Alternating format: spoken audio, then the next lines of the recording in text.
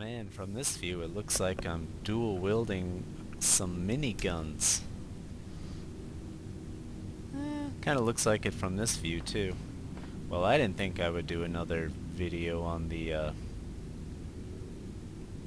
on my business hangar, but dang you CGI and your brilliant marketing strategies. I fell for it again and got myself a Super Hornet. And this thing is, whew. I think I'd like these miniguns for sure to be probably under the wings, and I mean just like in the commercial where the miniguns were mounted, I liked that a little better. Are these technically mass drivers? Driving mass at an incredible rate? I don't know. In the brochure it says something a little different. It said, I think these are supposed to be neutron guns. I'm sure this is not a final iteration of its default loadout. And if I can get into the holo table and start switching these weapons around, I'll definitely try and do that. I doubt I can do that now. Maybe I'll give it a try really quick. But getting kind of a low frame rate right now. I actually have the graphics turned down, but what I am noticing is that the graphics, whether low or high to very high, I'm getting about the same frame rate, about 20 frames per second. So what this game just really needs is optimization for this engine. I'm pretty sure that's really going to make a huge difference there.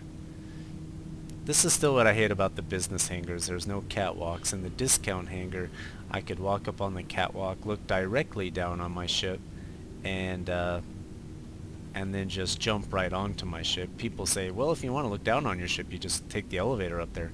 And yeah, I could, but I'm kind of far away from my ship when I'm up on that second level, and I'm looking at the ship through this weird warped glass.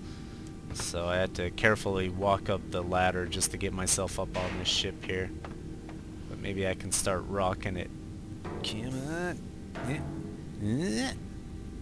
I know there's an outfit over there. It now comes with hair for Lenny. Lenny, my test pilot. I don't care for these numbers too. Maybe if they said 081, I would like them a little better. I'm sure that's customizable. So many things will be customizable on this game. But yeah, the Hornet was a resounding success. Those guys reached the 24 million mark incredibly fast. That had to have been the fastest million they raised. But this thing is just wicked, man. I melted down all my ships for it because, you know, as I've said before, I'm a star citizen of humble means. I'm raising money gradually for this game. But I may just keep it, and this will be my staple fighter ship, and then I just need a staple explorer ship. So what I'll do is get a 315P before the LTI deadline, and then if I can get a freelancer even before then I'll melt the 315 down, have a freelancer and a Super Hornet, and I'll be pretty happy with that. So this thing though, I love this ball turret, man. And to think the military version is going to be even more powerful than this, because as stated in the brochure, this is as powerful as a Hornet can get legally. Anything beyond this is totally illegal, and I don't know what you'd be labeled as by the UEE, but let's get into the cockpit now. Can I get into this back seat? So see, it just kind of forces me back down to the bottom of the ladder to do this. It'll be interesting to try this out with a co-pilot. I'm very curious to see what kind of things I'll be able to do. I really wish there was more on display here. One thing I love still about the 300 series cockpit is there's so many like indicator lights already on and all these different systems showing. There's really nothing else to do here but to go. Let's move the camera around actually. If I can remember how to do it. Jeez. Hang on. It's one of these buttons. Yeah, there we go. So we can get a nice sweeping view here. I even love the look of this engine in the back. I wasn't sure if I needed this much firepower actually, but the reason I think it's more worth going for this ship is that it's got a better power plant too than the other Hornet variants. And I'm wondering if I'm willing to sacrifice a little power and divert some of that more to the engines, I could have a faster, more maneuverable ship, because that's kind of how I like to fly. You know, in the Wing Commander games I kind of preferred the medium fighters over these super heavy fighters. Well, if it was a space superiority fighter though, ideally that's supposed to combine all the speed and firepower like the Excalibur and Wing Commander 3 and Wing Commander 4's Dragon ship. Of course that ship was extremely overpowered, but this thing looks dang good. So this is on the lowest settings, guys. I did that just for the sake of this video, thinking I could get a better frame rate. But look how amazing this game still looks on the lowest settings. And I mean, who knows what kind of options like to customize the graphics we'll eventually get. But that looks pretty damn good for the lowest setting, and you know, but like, you know, like I said, the frame rate is pretty much the same whether you're on low or high. It takes a bit of a further dip on very high, but and when they optimize it too, that's gonna just make the frame rate even better. So, and just every little detail of this ship I love. Look at all these thrusters here. So let's just get out and walk around really quick. I guess I can change into the rogue outfit again, as it now comes with hair. I would like an animation for Lenny putting on that hair. That would really be something. It's probably not a good idea you look directly down the barrel of this thing. But yeah, this is where I would like the minigun to be as shown in the commercial, because I think it looks a little silly on top. I don't really dig that quite that much. Maybe it's better to have that much weight though of those guns centered on the top of the ship as opposed to under the wings. I wonder if the game actually takes into account the distribution of weight on your ship and where things are. That'd be kind of crazy though if it got into stuff like that. Still got our Freelancer poster over there. And now Lenny has hair. Good on you, Lenny. Let's get a look at his face here. Why do I keep forgetting the key to rotate the camera? I think it's different for whether you're in the ship or not. Sorry, hang on.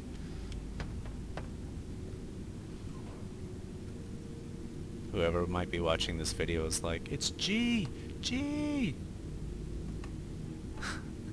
I can't wait till we get some customization options. Oh wait, this is something I was curious about. You know, with the Weekend Warrior package, you're supposed to have this other, like an arc light pistol. Am I wearing it now, or I doubt it. I bet I'm just wearing your most standard pistol. Well, when you wear the flight suit, does it show the pistol there? No, so that's just kind of part of the way the outfit looks. Well, it'll be interesting to see that anyway. I still wish I could keep the lights dim. See, what I'd like to do is just see this ship in the dark with all its glowing lights and walk around it and stuff. But you walk away and it brightens up again, and that's still kind of annoying me. But let's see if we can do anything with the weapons, like remove the ball turret or anything. So we drag our ship into here. Can I detach it for now? Not really. I don't know if you can mess with its default loadout unless you have something to replace it with already. Or do I need to go to weapons?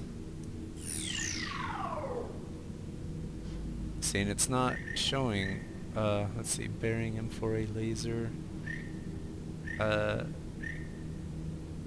So that's where it says our neutron cannon is in the front. And then what's this thing? Mantis GT 220. Looks like they still need to do some artwork for that.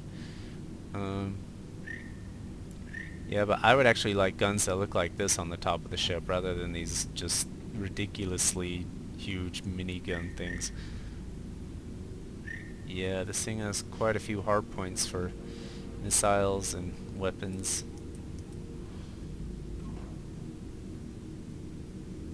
And someone said you can actually attach a cargo expansion on this thing. I thought that wouldn't be an option as this is like solely a dedicated fighter. But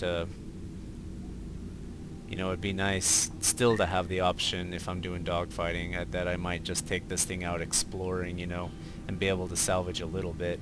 But I bet you could do some pretty cool salvage ops in teams, you know. Have someone with like a freelancer or a constellation mining an asteroid, and you got this guy patrolling the asteroid for bogeys. So, pretty cool stuff. You know, I can look at all the power plants and stuff, but I don't know what any of these specs mean. An LR7 Ultra Overdrive. I mean, what does that mean? I do think eventually they're going to come out with specs that are more easy to understand, at least for relativity's sake, that you can compare one bit of hardware to another. And the lights come back up. Well, I do not think I'll have buyer's remorse with this ship. I think I'll just save up for a 315 before the LTI deadline, and then I'll have a fighter and an explorer, and who knows after that. But I totally love this ship. I'd like to see it with some different skins too. You know, the profile of the Hornet actually looks coolest in my opinion on the tracker ship, the S-Wax variant. If you look at page 16 of the Hornet brochure, it shows the silhouettes of all the Hornets, and to me the tracker variant looks the most like an actual Hornet, and I thought that was kind of cool. So, well, there it is, guys. I'm down to one ship again, but I love this ship, and it should be quite a good time when the dogfighting module comes out. So, thanks for watching.